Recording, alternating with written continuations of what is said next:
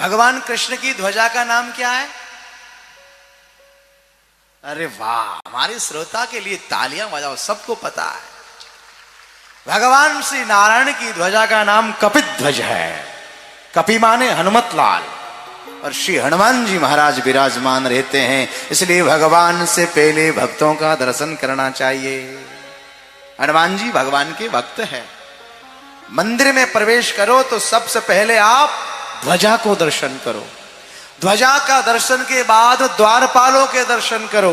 द्वारपाल के बाद मंदिर में जो पुजारी जी है, उन पुजारी जी से नमस्कार करो। जय श्री कृष्णा, पाए लागू पंडित जी। और फिर अंदर प्रवेश करो। अंदर प्रवेश करते ही सीधे सामने जो भगवान है, उनकी आंखों से आंखें नहीं मिलानी है। बड़े आदमी के सामने नहीं देखते, ध्यान रखना। मुझे बहुत अच्छा लगा, मुझे किसी ने बताया, ये चारों भाई है ना सत्यनारायण जी के, बोले पूज्य पिताजी जब बैठे रहते हैं तो सामने खड़े नहीं होते हैं, पीछे खड़े रहते हैं। आहा, एक बार इनके लिए तालियों की सेवा। ये महापुरुष है। बड़ों के सामने एकदम आंखों से आंखें मिला के नहीं देखना चाहिए। भगवान जब सामने हैं तो पहले क्या देखे? संचिंत यद भगवश्चरणारविंद, भगवान के चरणों का ध्यान करे। सबसे पहले भगवान के चरणों का ध्यान। संचिंत यद भगवश्चरणारविंदम, चरणों का ध्यान करना चाहिए। चरणों के बाद थोड़ी नजर हटाएं और घुटनों का ध्यान करें। घुटनों के बाद फिर नजर ऊपर उठाए, फिर कटी प्रवेश का, जंगा का ध्यान करे, फिर कटी प्रवेश का ध्यान करे, फिर नाभि का ध्यान करे, फिर वृक्ष स्थल का ध्यान करे, फिर भुजाओं का ध्यान करे, फिर कंठ का ध्यान करे, और फिर लिखा है हासम हरे रवनता खिल लोक तिब्रम। फिर भगवान का हंसी से परिपूर्ण जो मुखारविंद है, फिर भगवान के मुखारविंद का दर्शन करे।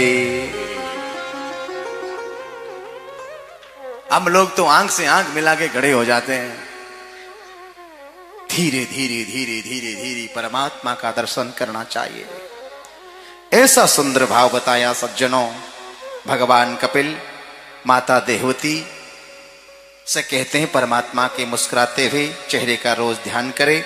और मां कण कण में परमात्मा को देखने वाला भगवान का परम भक्त होता है। अहम सर्वेषु भूतेषु भूतात्मावस्थिते सदा। अहम सर्वेषु भूतेषु, समस्त भूत प्राणियों में भगवान का ही वास है, ये ध्यान करना चाहिए। और यहां श्री कपिल ने कहा कि भगवान के पूजा के लिए सबसे बड़ी पूजा होती मानसी पूजा। कौन सी पूजा होती है? मानसी पूजा।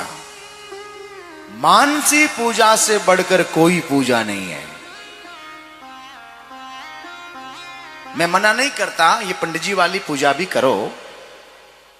कहीं आप लोग नाराज हो जाएं कि महाराज जी हमने बड़ा वो लगाया, पंडित जी को बुलाया है, वो चढ़ाया, करो, उसका कोई विरोध नहीं।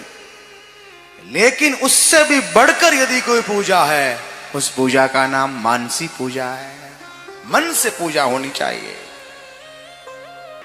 एक कोई सेठ जी थे। कौन थे? सेठ जी थे। अच्छा, कहां के रहने वाले थे?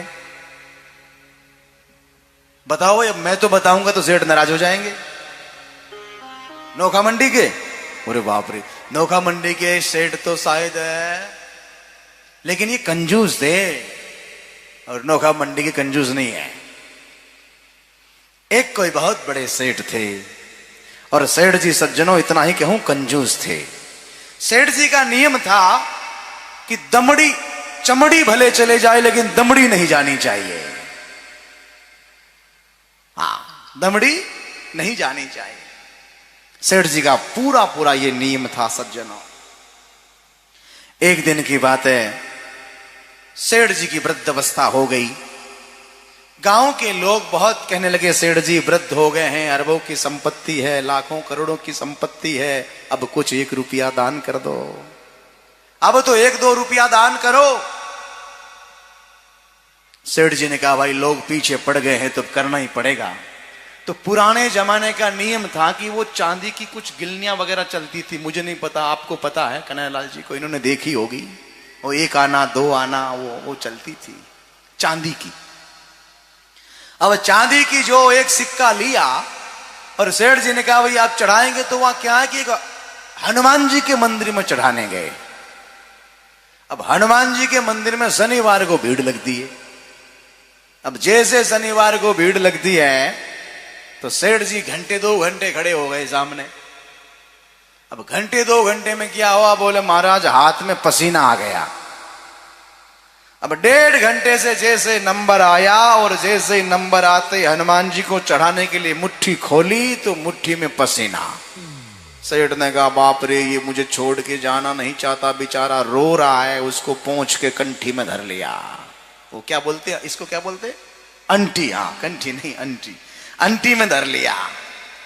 अब वापस अंटी में धर के फिर महाराज बाहर निकल गए, घर आ गए। उन्हीं सेठ जी को एक दिन श्री गुरु वल्लभाचार्य महाराज मिल जाते हैं। गुरु वल्लभाचार्य महाराज जैसे ही मिले, सेठ जी ने श्री चरणों में दंडवत प्रणाम किया, गुरुदेव से स्तुति करी। गुरुदेव, चौथी अवस्था है, अब मुझे कोई ऐसा रास्ता बता दो जिससे मैं भगवान का भजन करके कल्याण को प्राप्त हो जाऊं। गुरु वल्लभाचार्य ने कहा बिल्कुल, क्यों नहीं, अवश्य ही तुम्हें हम मुक्ति का साधन बताएंगे। बोले महाराज रुपया 1 नहीं लगना चाहिए। गुरुदेव ने कहा भले आदमी, भगवान की भक्ति में पैसा थोड़ी लगता है, भगवान की भक्ति में पैसा नहीं लगता है, तुझे मानसिक पूजा करनी होगी। जैसे जैसे मैं बताऊं वैसे वैसे तुझे पूजन करना होगा। आज सेठ जी को गुरु वल्लभाचार्य ने सुंदर नियम बताया। तुझे प्रातः जल्दी उठना है, बोले उठ जाऊंगा। 4 बजे उठना है, बोले उठूंगा। उठने के बाद तुझे पलंग पे बैठ जाना, बोले बैठ जाऊंगा। बोले मन ही मन ये सोचना है मेरे घर में चांदी की झारी है, बोले ठीक है। बोले वो मैं भर के गंगा जल लेके आऊंगा, गंगा जल से फिर मैं शालिग्राम भगवान को स्नान कराऊंगा, फिर उनको अंग प्रोक्षण करूंगा, फिर उनको महाराज गंध अक्षत तिलक चढ़ाऊंगा, पूजा करूंगा, पाठ भी सुनाऊंगा, फिर दूध गरम गरम भोग लगाऊंगा। तुझे चढ़ाना कुछ नहीं है, मन ही मन सोचना है। अब सेठ पहले दिन पूजा 10 मिनट की हो गई, जल्दी उठ गया, गंगा स्नान करने गया, गंगा से फिर आया, फिर पूजन किया, धूप दीप नैवेद्य चढ़ाया। दूसरे दिन की पूजा 20 मिनट, तीसरे दिन की पूजा 40 मिनट। धीरे धीरे धीरे करते करते सेठ 4-4 घंटे बैठने लगा। 4-4 घंटे जब सेठ बैठने लगा तो कंजूस तो था ही।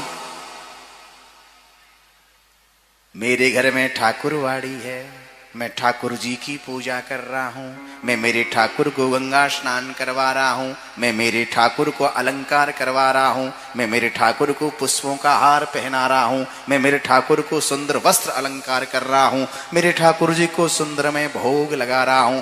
जैसे ही चांदी की गिलास में सुंदर गरम गरम दूध रख के चीनी डालने लगा, उसमें चीनी ज्यादा गिर गई।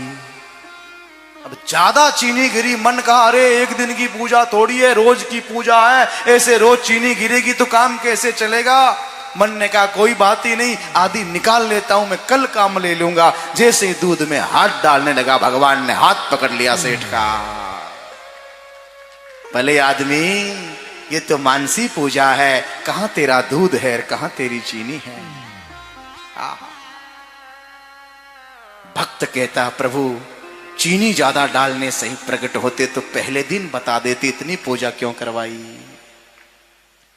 मतलब चीनी का नहीं है, मतलब दूध का नहीं है, मतलब मानसी पूजा का है कि पूजा करते करते तुम ऐसे तन्मय हो जाओ। तुम लोग तन्मय नहीं होते हो। पंडित जी दक्षिणा चढ़ाने के लिए बोलते हैं तो 4 बार इधर उधर देखते हैं, ऐसे भगवान नहीं मिलेंगे।